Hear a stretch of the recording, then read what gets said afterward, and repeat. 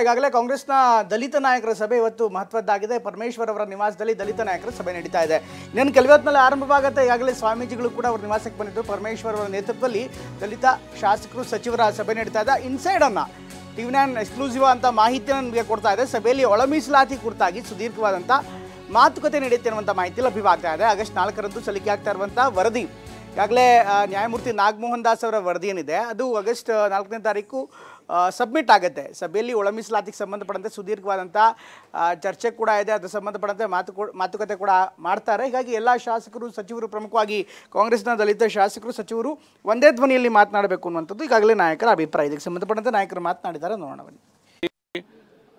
justice Nagamohan Das ಅವರ commission ಮಾಡಿ ಅದಕ್ಕೆ ಅಂಕಿಅಂಶಗಳನ್ನು ಸಂಗ್ರಹಣೆ ಮಾಡಿ